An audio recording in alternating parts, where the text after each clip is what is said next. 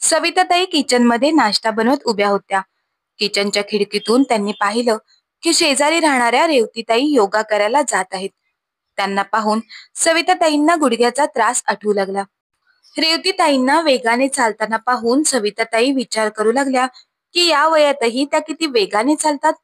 तेवढ्यातच सविताताईंना त्यांचा मुलगा राकेशचा आवाज आला.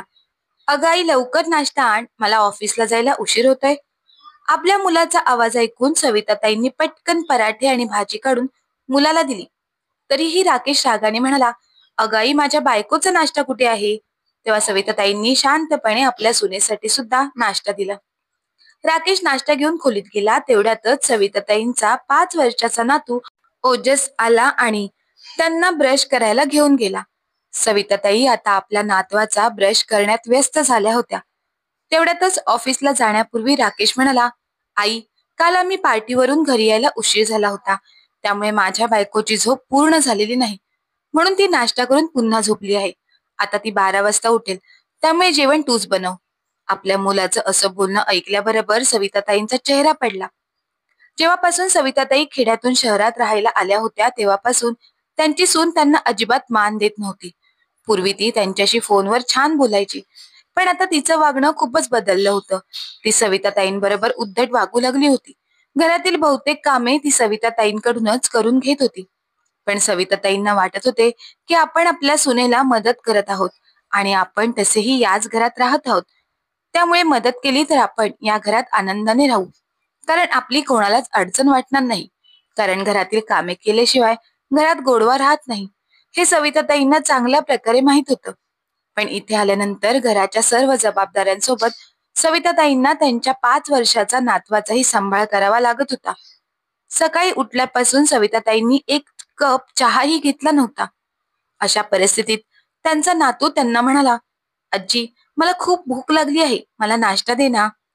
त्यावेळी सविताताईंनी आपल्या नातवाला पराठा आणि भाजी दिली तर तो रडायला लागला आणि म्हणाला, "आजी, मला हा नाश्ता नको, मला पास्ता खायचा आहे." सविताताईंना पास्ता कसा बनवायचा हे माहीत नव्हते. त्यामुळे त्यांनी नातवाला प्रेमाने समजवण्याचा प्रयत्न केला, पण तो काही केला ऐकण्यास तयार नव्हता. एकीकडे त्यांचा नातू रडत अशा गोष्टींसाठी हट्ट करत असायचा, त्यामुळे त्याला अशा परिस्थितीत सांभाळणे सविताताईंसाठी खूपच कठीण झाले होते. आणि दुसरीकडे त्यांचा मुलगा आणि सून त्यांना नीट वागणूक देत नव्हते. त्यामुळे सविताताईंची खूपच कुचंबणा होत होती. काही दिवस त्यांनी या सर्व गोष्टी सहन केल्या, परंतु आता पाणी डोक्यावरून जाऊ लागले. एवढी सर्व कामं करून सविताताईंच्या गुडघ्याचे दुखणे अजूनच वाढले होते. त्या आजाराने त्रस्त होत्या, पण तरीही त्यांचा मुलगा आणि सून त्यांच्याकडे लक्ष देत नव्हते. म्हणून सविताताईंनी आपल्या मुलाला आणि सुनेला धडा शिकवण्यासाठी मन कठोर केले. आता आपल्या नातवाला कसे शांत करायचे याचा त्या उपाय शोधू लागल्या. त्याच वेळी त्यांना आठवले की ओजसला शिरा खूप आवडतो. त्यांनी पटकन शिरा बनवला. तेव्हा कुठे ओजसचे रडणे थांबले आणि तो मोठ्या आनंदाने शिरा खाऊ लागला. तेव्हा सरिताताईंना थोडा आराम मिळाला. त्यानंतर सविताताईंनी स्वतः नाश्ता केला. मग ओजस टीव्हीवर टॉम अँड जेरी पाहू लागला. सविताताईंचा नाश्ता झाल्यानंतर त्या बाल्कनीत आल्या. सूर्याच्या कोवळ्या किरणात बसून सविताताई आता आपल्या भविष्याची योजना आखू लागल्या. तेवढ्यातच त्यांनी खाली पाहिलं तर त्याच रेवतीताई खरेदी करून परतत होत्या. रेवतीताईंना पाहता सविताताईंच्या तोंडून काही शब्द बाहेर पडले, कारण त्या दोघी एकाच वयाच्या असून रेवतीताई अगदी तंदुरुस्त होत्या आणि त्या सविताताईंपेक्षा 5-6 वर्षांनी लहान दिसत होत्या. आणि रेवतीताईंनी स्वतःला इतकं व्यवस्थित सांभाळलं होतं की त्यांच्या चेहऱ्यावर एक अनोखा आत्मविश्वास सतत चमकत असायचा. त्यांच्या नवऱ्याचे निधन झाले होते, पण त्या त्यांच्या आयुष्यात मोठ्या हिमतीने जगत होत्या. घरातील त्यांची मुले आणि सुना त्यांना मान देत असायचे. या सर्व गोष्टी आठवून सविताताईंचे डोळे ओले झाले. पण सध्या सविताताईंना आपले जीवन सुधारण्याचा कोणताही मार्ग दिसत नव्हता. जेवण बनवण्याची ऑर्डर देऊन मुलगा ऑफिसला निघून गेला होता, तर सून नाश्ता करून पुन्हा झोपली होती. सविताताईंची अस्वस्थता वाढत होती, त्यामुळे त्यांना दुपारच्या जेवणाची तयारी सुद्धा करावीशी वाटत नव्हती. आज त्यांना आपल्या मुलांनी आपल्याला गावाकडून कामवालीप्रमाणे घरची कामे करायला, मुलाला सांभाळायला आणि जेवण बनवायला आणल्यासारखे वाटत होते. त्यामुळे त्या घरात सविताताईंना गुदमरल्यासारखे वाटू लागले. म्हणून त्या बाल्कनीतून उठून हॉलमध्ये आल्या तेव्हा ओजस आईच्या शेजारी झोपल्या असल्याचे त्यांनी पाहिले. तेव्हा सविताताईंनी आपला चष्मा घातला आणि त्या हळूच घराबाहेर पडल्या. घराबाहेर पडून सविताताई एका लहानशा गार्डनमध्ये बेंचवर बसायला गेल्या आणि तिथे बसून शून्यात डोकावू लागल्या. जवळपास अर्धा तास त्या तशाच बसून होत्या. तेवढ्यात त्यांना त्यांच्या खांद्यावर कोणाचा तरी स्पर्श जाणवला. सविताताईंनी मागे वळून पाहिलं तर त्यांच्या मागे रेवतीताई उभ्या होत्या. रेवतीताईंना पाहताच त्यांनी उठण्याचा प्रयत्न केला. तेव्हा रेवतीताईंनी त्यांना बसवले आणि म्हणाल्या, "अगं सविता, बैसण्याऐवजी उभी का राहत आहेस?"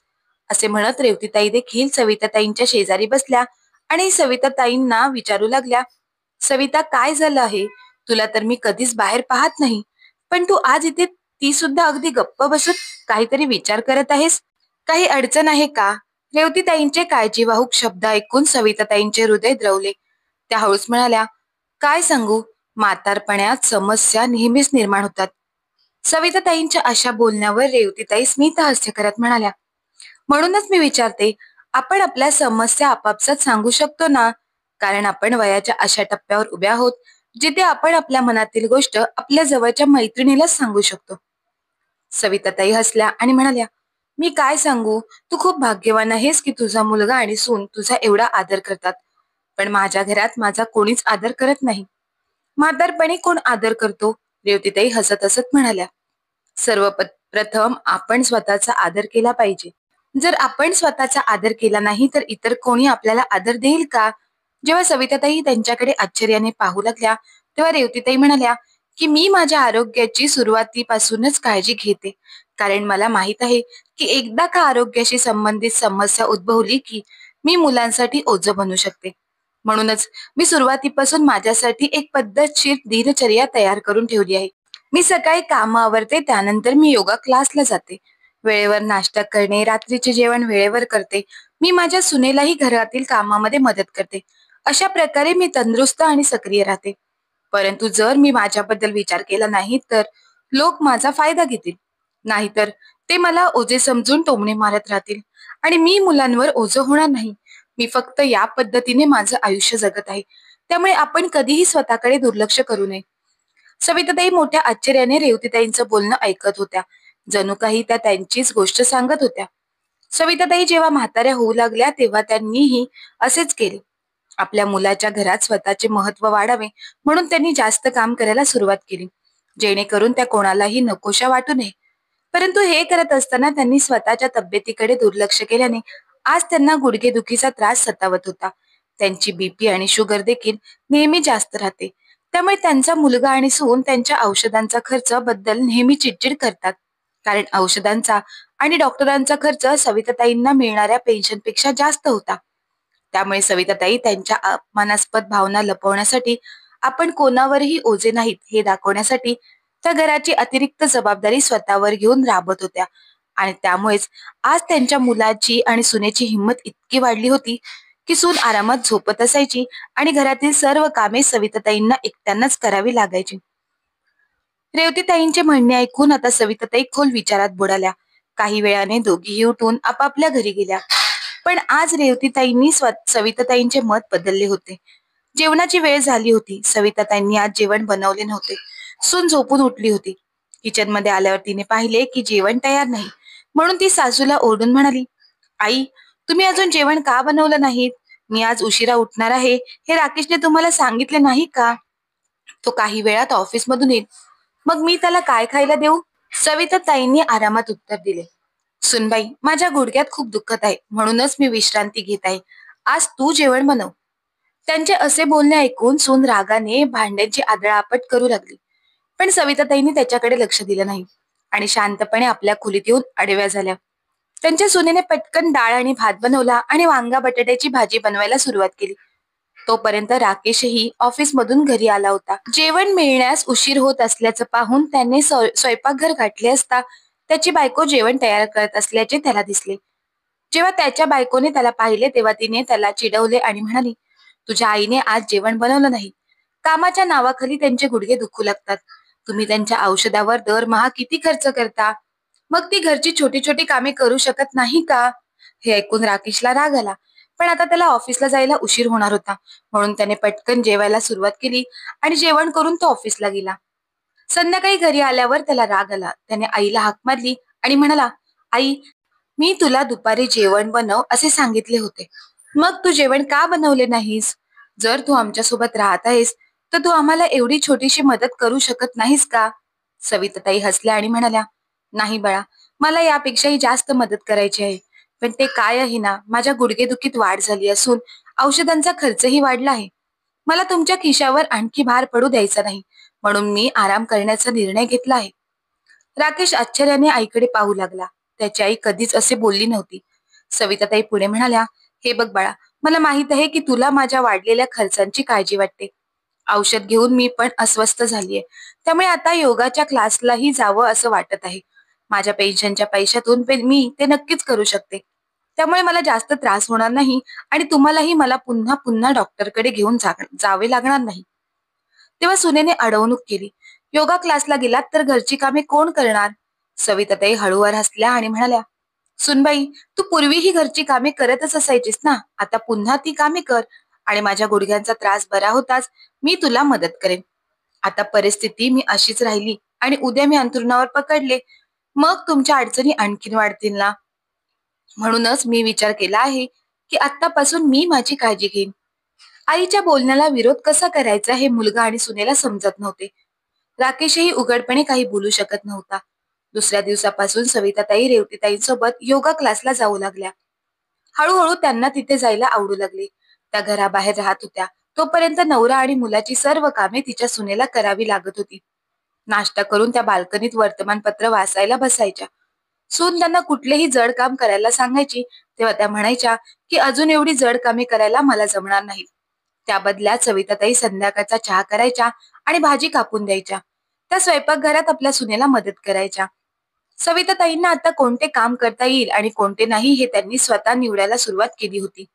या गोष्टीवरून त्यांची सून त्यांच्यावर खूप रागवत असायची. पण सविताताईंमध्ये अनेक सकारात्मक बदल घडले होते. त्या आनंदी राहू लागल्या होत्या. योगा केल्याने त्यांना त्यांच्या चालण्यात आश्चर्यकारक बदल जाणवू लागला होता. हळूहळू त्यांच्या आरोग्याशी संबंधित समस्या कमी होत गेल्या आणि त्यांच्या चेहऱ्यावरील चमक वाढू लागली. आता त्यांच्यावर घरातील कामांचा भार उरला नव्हता, म्हणून त्या आपल्या नातवासोबत बराच वेळ घालवायच्या. त्या त्याच्यासोबत बसून खेळायच्या आणि त्याला गोष्टी सांगायच्या. जोपर्यंत त्या शांतपणे घरात कामवालीप्रमाणे काम करत होत्या, तोपर्यंत त्यांच्यावर अत्याचार होत होते. पण जेव्हापासून त्यांनी विरोध करायला सुरुवात केली, तेव्हापासून सविताताईंचं व्यक्तिमत्वही उघडपणे समोर येत होतं आणि त्यांनाही आपलं आयुष्य त्यांच्या मनासारखं जगता येत होतं. त्या रेवतीताईंच्या खूप आभारी होत्या, जिने वेळीच डोळे उघडले. काही महिन्यातच त्यांनी रेवतीताईंसोबत लायब्ररीत जायला सुरुवात केली आणि त्यांचा बहुतेक वेळ पुस्तके वाचण्यात आणि कथा ऐकण्यात घालवायला सुरुवात केली. सून त्यांच्याशी उद्धटपणे वागायची, मुलगाही त्यांच्यावर चिडायचा. पण सविताताईंना या सगळ्या गोष्टीचा त्रास झाला नाही. आज त्यांची तब्येत चांगली होती. त्यांचा वेळ त्या चांगल्या कामात घालवत होत्या आणि त्यांच्या मनशांतीसाठी त्या घराच्या कामातही मदत करत असायच्या. त्यांच्यासाठी हे पुरेसे होते. त्यांना समजले होते की आपलं आयुष्य इतरांना आनंदी ठेवण्यातच निघून जाईल आणि या प्रक्रियेत इतरांना किंवा त्या स्वतःही आनंदी राहू शकणार नाहीत. त्यामुळेच त्यांनी उशिराने का होईना हा निर्णय घेतला की आता आयुष्याच्या संध्याकाळी आपण स्वतःचाही विचार करायला हवा. मित्रांनो, वय कितीही असो, एखाद्याचा अपमान करून त्याचा गैरफायदा घेण्याचा प्रयत्न केला तर त्याला नक्कीच विरोध झाला पाहिजे.